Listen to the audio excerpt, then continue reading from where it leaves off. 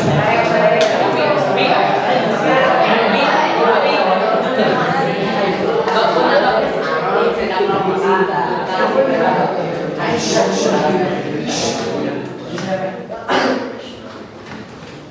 warahmatullahi wabarakatuh. Waalaikumsalam warahmatullahi wabarakatuh. Duduk siap. Sebelum belajar, maka baiknya marilah kita berdoa bersama-sama. Berdoa dimulai.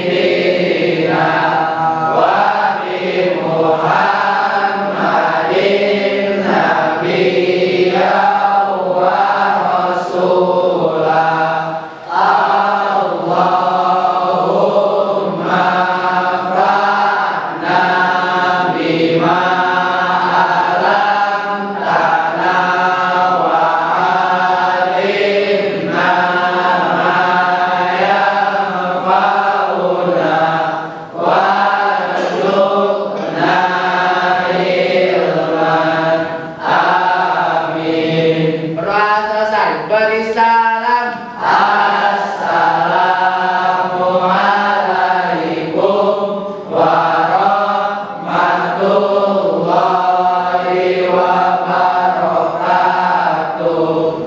Waalaikumsalam warahmatullahi wabarakatuh. Baik anak-anakku sekalian yang saya cintai, kita bertemu lagi pada hari Sabtu pada mata pelajaran Bahasa Indonesia. Bagaimana kabar kalian semua? Alhamdulillah luar biasa, tetap semangat, Allahu Akbar. Keren sekali. Tepuk tangan untuk semua.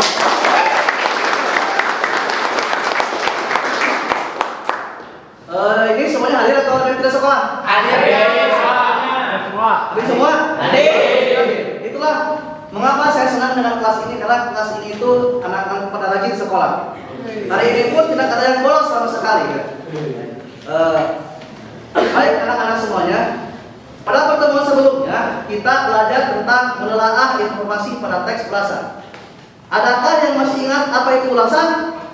Masih Pak. Apa ya, Riz? Ulasan adalah teks yang berisi penilaian suatu karya. Bagus sekali ya, Riz. Terus ada lagi? Ada Pak, ulasan bisa menjadi tolak ukur suatu karya. Maksudnya gimana itu? Gini Pak, kita bisa tahu kelebihan dan kekurangan suatu karya tersebut. Ya, tepat sekali Ryu. Ternyata ingatan kamu hebat juga ya. Nah, jadi pentingnya ulasan itu adalah sebagai tolak ukur karya itu baik atau tidak, layak atau tidak. Ingat, mengulas itu bukan berarti menghujat suatu karya, tapi mengulas itulah kita tahu seberapa jauh layak atau tidaknya karya tersebut. Karena dalam kurun waktu sekarang ini banyak sekali karya-karya yang kurang bagus, apalagi di YouTube, di TikTok dan lain sebagainya.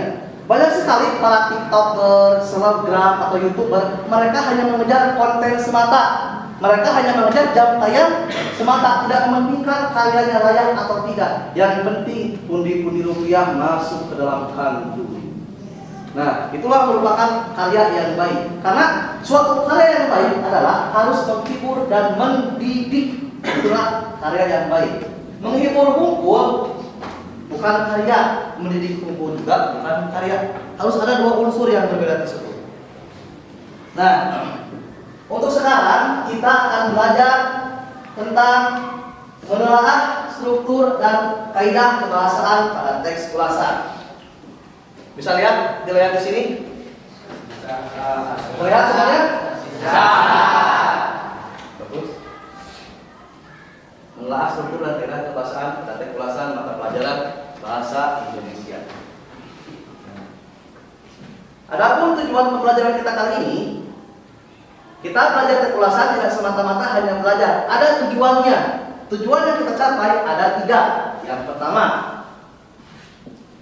tujuan pembelajarannya kalian diharapkan mampu menelaah struktur pada teks ulasan. Itu yang pertama. Kemudian yang kedua, mampu menganalisis kaidah kebahasaan pada teks ulasan.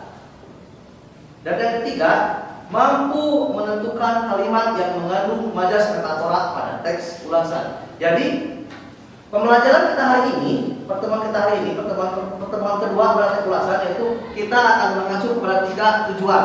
Yang pertama, kalian harus mampu menelaah struktur pada teks ulasan. Yang kedua, mampu menganalisis kaidah kebahasaan pada teks ulasan. Dan yang ketiga, mampu menentukan kalimat yang mengandung majas metafora pada teks ulasan. Hanya ada 3 tujuan pembelajaran. Nah, untuk selanjutnya, untuk sekarang kita akan belajar menelaah struktur teks ulasan dan kaidah kebahasaan pada teks ulasan. Di sini ada yang tahu apa itu struktur? Saya Pak. Topik? Struktur itu kerangka Pak. Ya, betul sekali. Struktur itu adalah kerangka. Dalam sebuah karangan, membuat suatu karangan atau apapun itu karya, pasti ada kerangka terlebih dahulu. Kerangkanya. Seperti kita membuat bangunan atau fondasi rumah, pasti ada kerangka heula. Bikin kerangka dulu. Fondasinya heula, rangkainya seperti apa, desainnya seperti apa. Dalam teks ulasan juga ada kerangkanya. Nah, terus apa saja struktur teks ulasan? Struktur teks ulasan apa saja?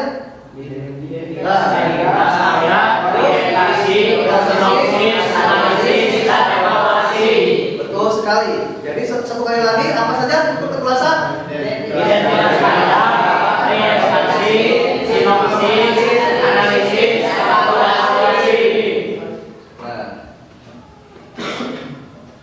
Struktur teks ulasan itu memuat di sini ada penjelasannya.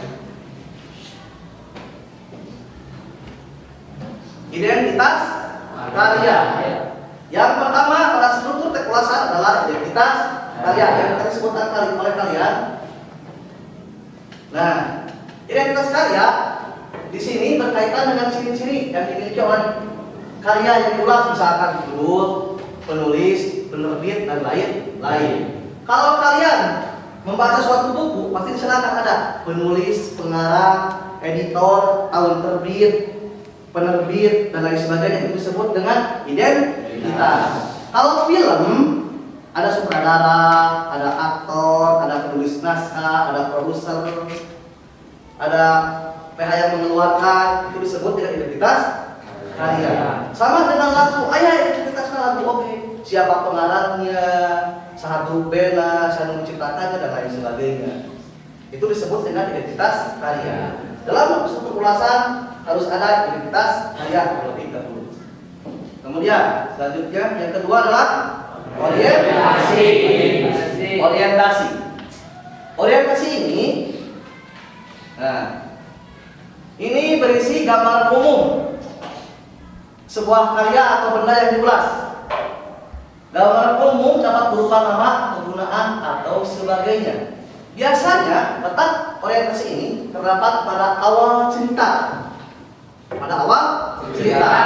Kalau dalam sebuah novel itu pada awal, bagian awal paragraf biasanya seperti itu, menceritakan tokoh ini seperti apa, rancangannya seperti apa. Itu adalah orientasi, lebih ke arah sinopsis. Selanjutnya yang ketiga, sinopsis. Yang ketiga, sinopsis merupakan ringkasan yang menggambarkan pemahaman penulis terhadap isi karya. Sinopsis biasanya disusun secara kronologis. Dengan adanya sinopsis, pembaca akan memperoleh gambaran atau singkat mengenai isi karya yang diulas. Sinopsis ini, kalau dalam sebuah film ini seperti trailer. Kalau kalian akan menonton film apapun itu, pasti yang pertama kalian akan melihat dulu trailer dulu. Sehingga kumaha trailer rame itu dalam sebuah sinopsis, tapi tidak keseluruhan. Kenapa tidak keseluruhan? Karena agar membuat para pendengar atau penonton penasaran filmnya. Kalau misalkan sinopsis diceritakan awal sampai akhir, itu bukan sinopsis lagi namanya. Itu mah alur cerita. Itu hanya menggambarkan saja agar orang lain itu penasaran terhadap karya tersebut. Kalau sebuah film akan ingin menonton film tersebut. Kemudian yang keempat, analisis atau tafsiran. Nah, bagian analisis berisi paparan mengenai keberadaan unsur-unsur karya yang diulas. Misalnya komponen yang diulas, tema, alur, atau penokohan. Ini adalah menganalisis atau tafsiran. Kalau karya pasti ada tema. Ini temanya tentang apa? Alurnya bagaimana? Kemudian tokohnya seperti apa dan karakternya seperti apa? Dalam mengulas sebuah karya. Pas orang kumaha gimana kalau lukisan? Itu ada karakternya lukisan juga sebetulnya. Pelukis pun juga ada terselip di sana lukisan ini teh memuat tentang apa? Konten apa? Maksudnya, amanatnya apa lukisan ini? Tidak semata-mata pelukis itu membuat lukisan, tidak, tapi ada sebuah terselip makna dalam lukisan tersebut. Seperti dalam poster, ada gambar bumi bulat, tapi ayam mata akan menangis. Itu adalah apa maknanya? Bumi sedang menangis berarti sedang bersedih. Sedang bersedih bumi itu, kita kan tahu lukisan dalam lukisan pasti akan mengetahui seperti itu. Kemudian selanjutnya evaluasi. Bagian evaluasi berisi paparan mengenai keunggulan dan kelemahan karya yang diulas. Penjelasan mengenai kelebihan dan kekurangan karya biasanya disertai beberapa bukti dalam karya yang diulas. Evaluasi itulah biasanya bagian-bagian akhir. Ini merupakan sebagai bukti yang karya yang diulas dengan menuliskan lagi teks-teks yang ada dalam sebuah ulasan. Kemudian rangkuman atau rekomendasi. Nah, ini merupakan bagian terakhir pada ulasan, yaitu berupa rekomendasi.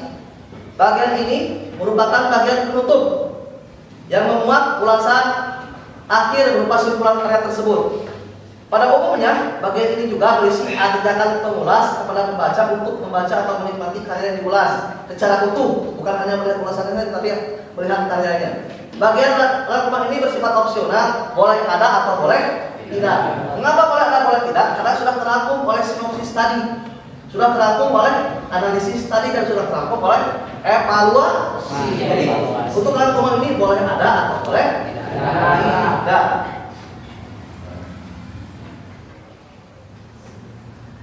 Selanjutnya yaitu kaidah kebahasaan pada teks ulasan. Di sini ada konjungsi penerang seperti bahwa, yakni, yaitu. Contohnya di sini sudah ada. Ia menyadari bahwa kekagumannya itu hanya pada ilmu pengetahuan. Di sini ada kata bahwa. Konjungsi penerang. Konjungsi adalah kata menggabungkan dua kalimat menjadi satu, itu disebut konjungsi atau kata penghubung. Contoh yang kedua, seorang keturunan pribumi yakni Minke yang sering diolok-olok. Di sana juga tertera yakni kata penghubungnya atau penghubung temporalnya digaris bawahi. Yang ketiga, contoh ketiga, pada buku bumi manusia yaitu monokromo pada akhir abad ke-19. Yang selanjutnya tolong dibaca.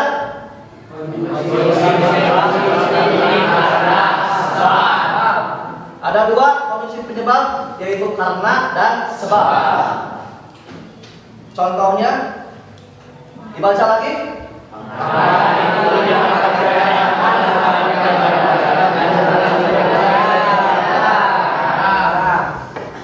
Di sana ada kondisi karena. Karena ini adalah merupakan kondisi penyebab, ada sebabnya. Nah. Kemudian dibaca lagi.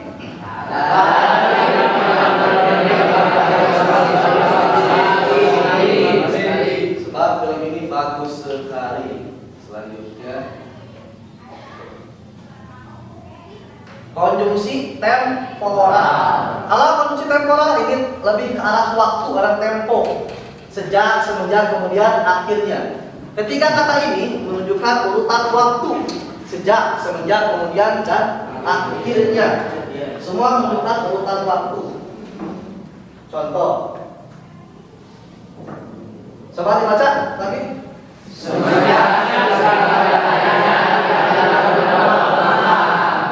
Semenjak sepeninggal ayahnya, anak itu jarang keluar rumah. Ada kata semenjak. Waktunya jadi setelah ayahnya meninggal, anak itu jadi murung waktunya. Kemudian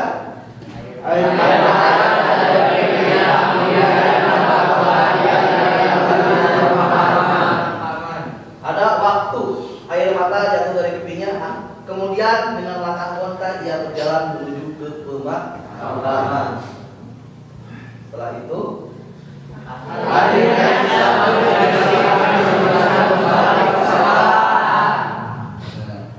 ada kata waktu juga. Setelah diskusi mereka kembali ke sekolah. Jadi ini menunjukkan waktu karena konjungsi temporal atau tempo atau menunjukkan tentang waktu. Yang terakhir kaidah kebahasaan adalah majas metafora. Majas metafora ini adalah perumpamaan membandingkan suatu dengan suatu hal lainnya. Contoh, ya. Di sini buah hati. Buah hati sebutan untuk anak. Ada lagi contoh yang kedua. Besar kepala. Sebutan untuk orang-orang yang sombong. Ada lagi selain ini, buah hati, besar kepala, banyak lagi. Buah bibir adalah bahan pembicaraan atau gosip. Ada lagi selain ini, anak bawah, terus lagi keras kepala, tangan panjang itu merupakan majas metafora. Menyebutkan suatu tapi dengan membandingkan dengan hal yang lainnya. Mengerti sampai sini? Mengerti, bagus. Jika sudah mengerti, tidak ada yang ditanyakan? Sekarang silakan buat kelompok. Duduk berkelompok masing-masing.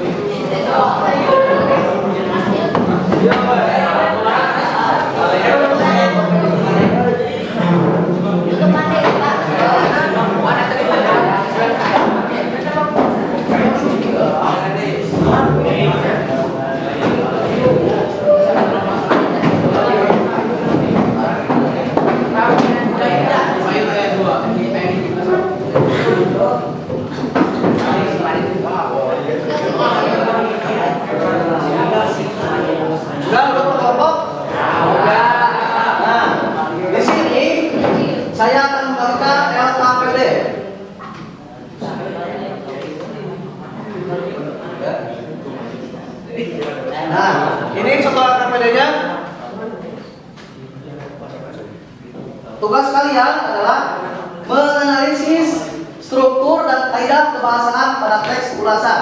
Teks ulasannya adalah ulasan film Miracle in Cell nomor 7 versi Indonesia. Di sini ada teks-teksnya. Silakan. Ini teks untuk teksnya.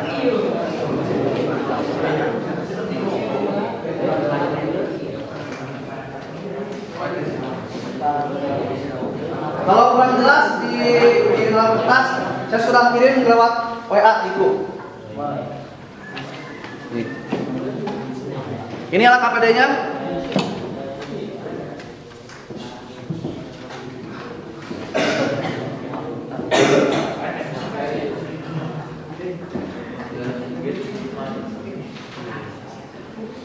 Silakan tunjuk ketua kelompok 1 untuk nanti dipresentasikan hasilnya.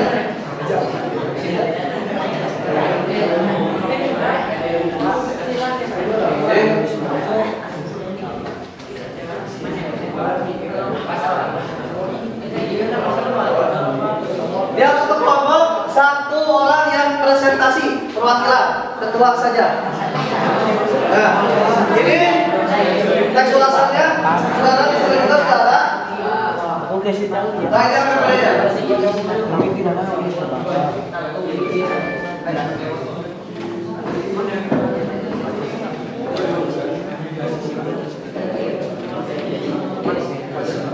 Silakan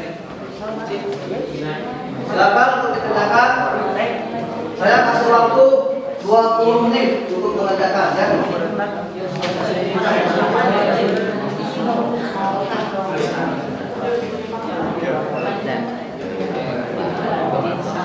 Jadi analisis beberapa perbulan kemudian setelah mengumpulkan beberapa permohonan banding, namun dibenturkan dengan pembelian yang nanti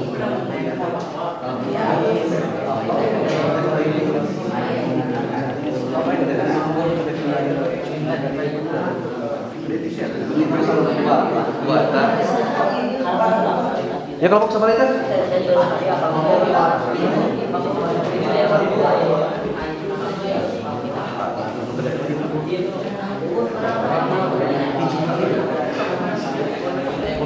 Kelompok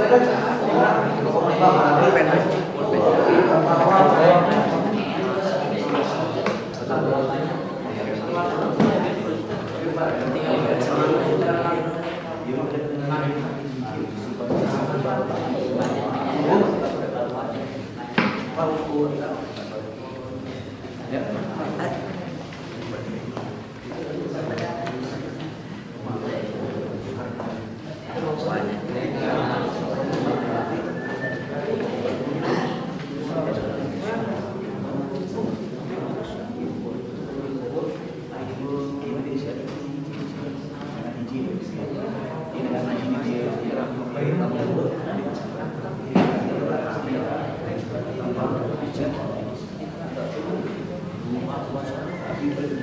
Ini kelompok berapa? Kelompok 1, Pak. Kelompok 1 berarti kelompok 1.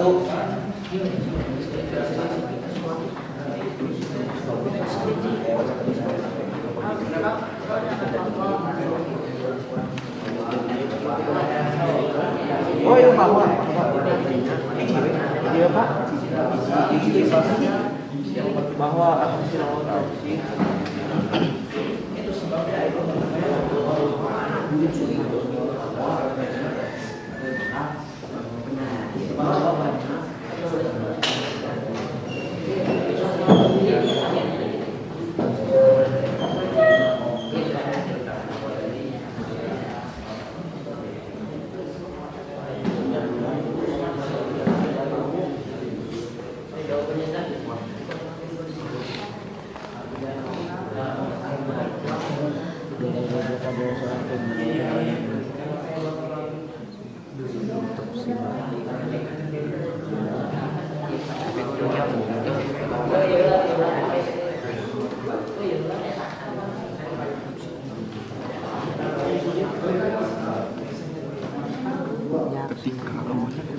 ya mana ketika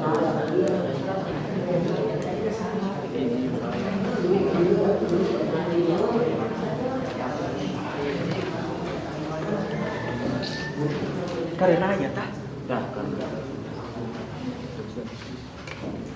waktunya 10 menit lagi ya.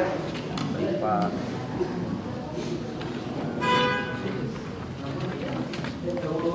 Silakan untuk saling kerjasama untuk LKPD kondusinya cukup satu saja contohnya. Kalau tidak ada tinggal disangka saja, misalkan kalau misalkan Pak kondusi penyebab karena tidak ada tinggal disangka saja. Kalau tidak ada kalian hanya menganalisis yang ada saja, misalkan Pak konduksi temporal, misalkan semenjak tidak ada, tinggal dicatat aja. Seperti itu. Gampang kok.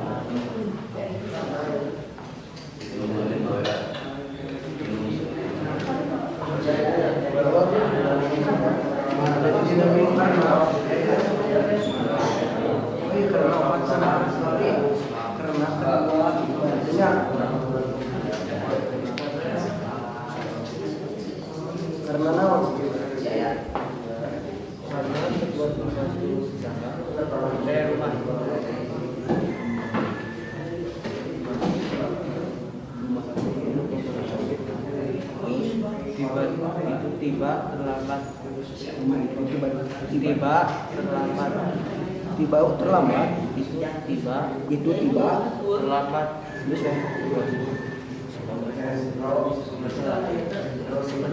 sejak kelas sejak.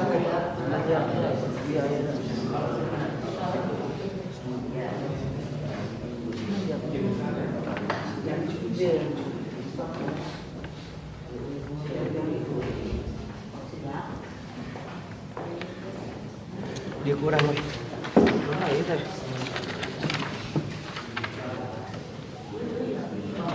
Akhirnya. Kemudian beberapa bulan kemudian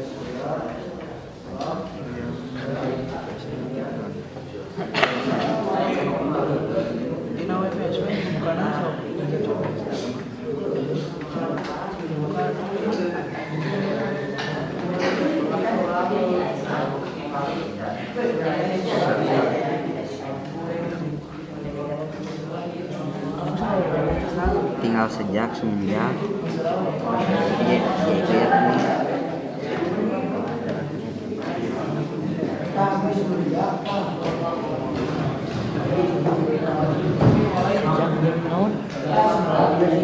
sejak semenjak ya.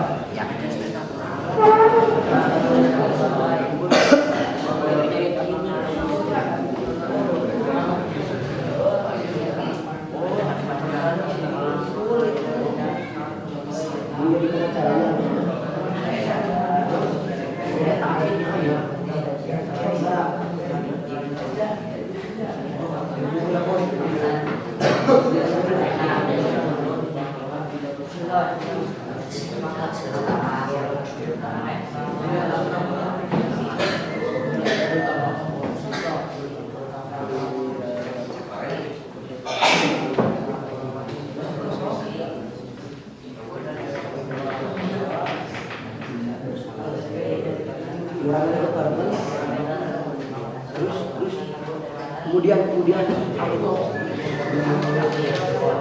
semenjak kenapa kita kemudian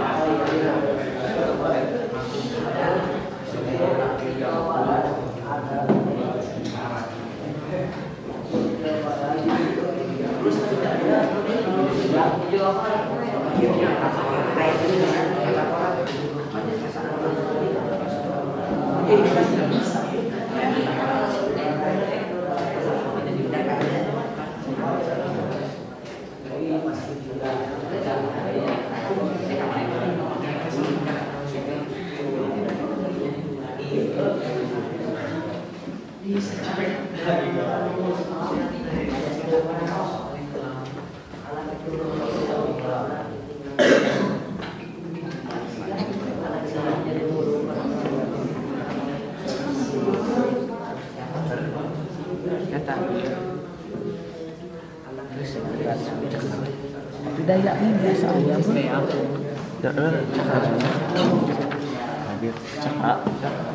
Belum sakit. Kalau kosong dicakar saja. Kalau misalkan tidak ada, misalkan majas, peta orang tidak ada, tinggal dicakar saja. Kalau kosong.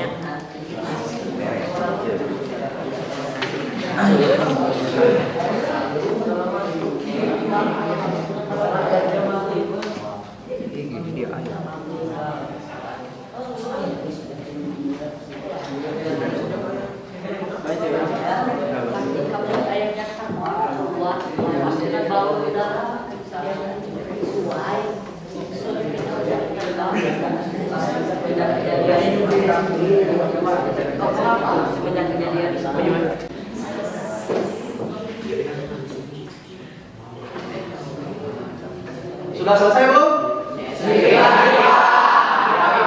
itu saya kasih waktu lagi kurang lebih 5 menit lagi untuk aktivitas.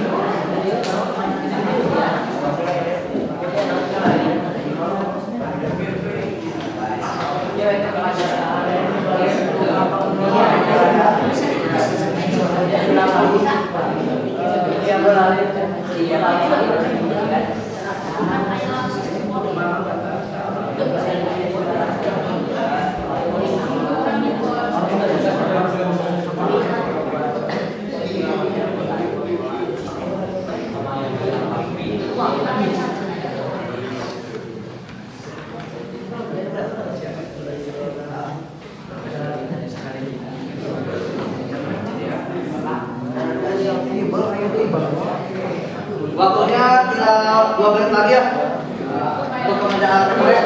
Setelah selesai pengerjaan kali ini, lalu kalian presentasikan kelompok satu. Nanti dicari perwakilan dari tiap kelompok oleh ketua kelompoknya untuk dibacakan hasil pengerjaannya. Misalkan kelompok siapa, silakan ditunjuk dulu untuk ketua kelompoknya. Kelompok 1 siapa, kelompok 2 siapa, kelompok 3 siapa, kelompok 4 siapa, kelompok 5 siapa, sampai kelompok 6 siapa. Nanti satu orang untuk membacakan perwakilan dari tiap kelompok.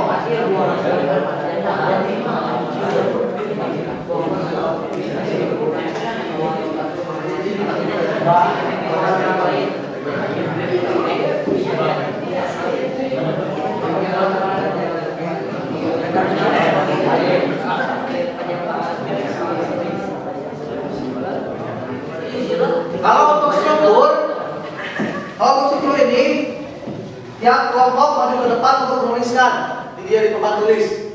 Misalkan manusia penerangan awan, tuliskan.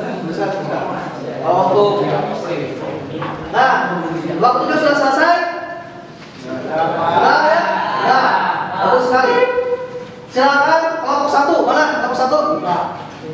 Kelompok 1, silakan bacakan hasilnya untuk struktur identitas karya sambil berdiri. Anda, silakan Anda. Banyak penyandang disabilitas sudah menderita seperti ayahnya karena kedua membantu rumah. Ini yang identitas karya. Identitas karya kenapa? Yang identitas karya. Identitas karya negara Pak. Ya. Sutradara Agung Bramantio, produser Frederica, penulis Alim Studio. Didasarkan dari Miracle in the Cell yang dituduh oleh Iwan Chu.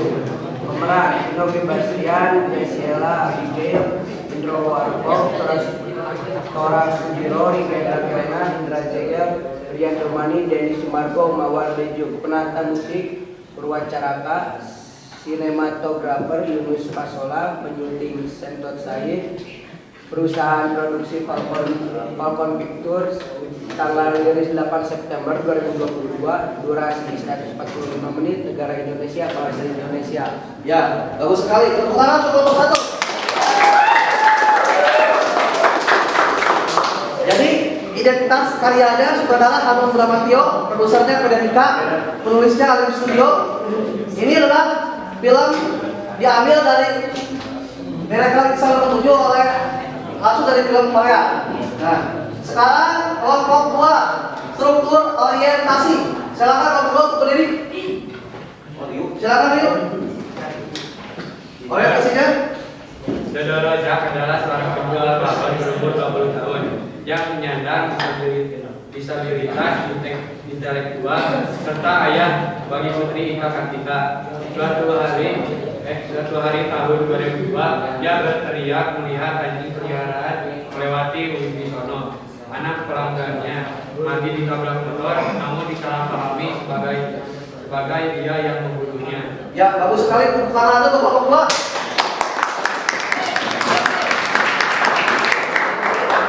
2. Kelompok 3, sinopsis. Silakan, Fatan. Sinopsis. Dodo dibawa ke sebuah rumah di mana ia diperlukan diperlakukan secara kasar oleh petugas serta sipil bernama Hendro Sanusi karena ia akan mendapat tugas terbelalak. Ia ditaruh di sel nomor 7 yang sudah dihuni Japra, Forman, Effendi, Zaki, Lurus, Bewok, Atmo, Geprek, dan Asrul Bulek. Dengan cepat mereka bersahabat. Bagus sekali, silakan tepuk tangan untuk kelompok. Sekarang kelompok 4, analisis. Oh, aduh. Beberapa bulan kemudian, setelah mengumpulkan beberapa bukti konkret, Hendro mengajukan banding. Namun ini bertepatan dengan kembalinya Ayah Melati William sebagai gubernur, di mana ia mengatakan hukum kekerasan anak dan berarti kesempatan keluar sangat kecil. Ya, bagus sekali untuk kelompok 4, tepuk tangan lagi. Kelompok 5, evaluasi. Siapa kelompok 5? Yeris, silakan Yeris. Untuk struktur evaluasi pada kalimat berat teks ini adalah pada tahun 2019 Kartika dewasa mengajak Japra dan teman-teman yang sekarang sudah bebas untuk ke pengadilan terakhir Dodo sebab ia sudah menjadi pengacara. Bagus sekali, tepuk tangan lagi. Sekarang kelompok yang ke-6, rangkuman. Silakan Hasan. Setelah menceritakan sisinya serta didukung kesaksian Hendro, ia menangis sambil menegaskan lebih banyak bukti-bukti, terutama bahwa hasil otopsi Melati tidak menunjukkan kekerasan fisik atau seksual. Ia juga berargumen bahwa banyak penyandang disabilitas sudah menderita seperti ayahnya. Pada akhirnya, Dodo dinyatakan tidak bersalah. Keluar dari pintu gerbang lapas, Kartika melihat ayahnya terbang keluar lapas dengan kolom udara sesuai mimpinya untuk terbang bertemu istrinya. Simbolisme akan ketiadaan. Bagus sekali. Tepuk tangan untuk semuanya. Itulah tentang struktur. Sekarang ke depan untuk orang satu orang ya, tiap kelompok untuk tuliskan di sini kaidah pembahasannya. Yang pertama kelompok 1, silakan ke depan. Topik, oleh siapa saja? Stop. Benar. Tulis di depan papan tulis. Konjungsi penerang. Ya, bahwa hukum 1.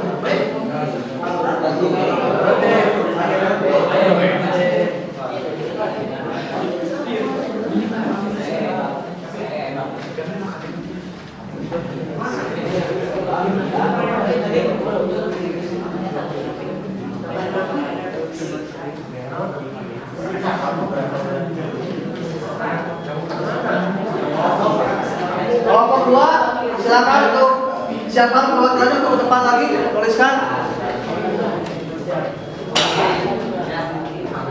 Harus isi. Bagus banyak. Tulisan dia.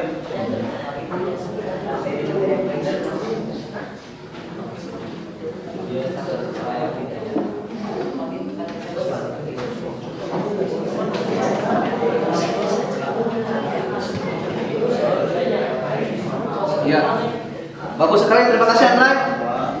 Konjungsi bahwa banyak penyandang disabilitas sudah menderita seperti ayahnya. Sekarang kelompok 2. Kelompok 2 siapa? Ya. Tuliskan. Ya. Kelompok 2 yakni.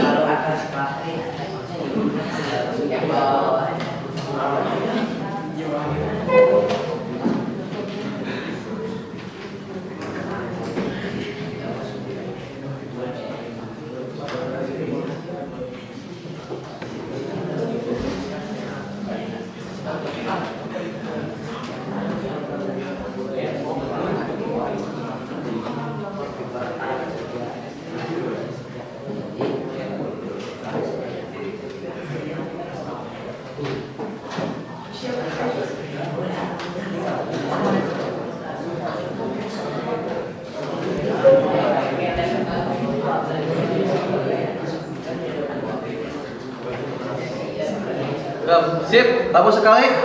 Kelompok 2 konjungsi yakni. Sekarang kelompok 3. Kelompok 3.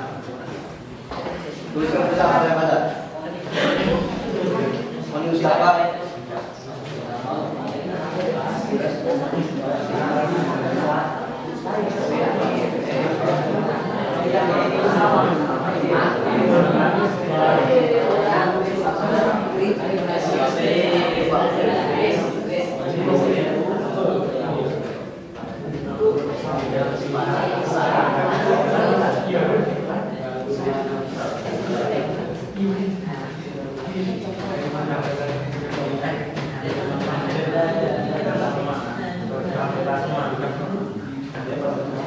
Ya, sip, bagus sekali. Baik, anak-anak semuanya, pembelajaran mengenai struktur teks ulasan dan kaidah kebahasaan ulasan sudah selesai, dan saya harap kalian sudah sangat bisa sekali. Untuk penilaiannya sangat bagus sekali, semuanya dapat nilai A. Tepuk tangan untuk semua.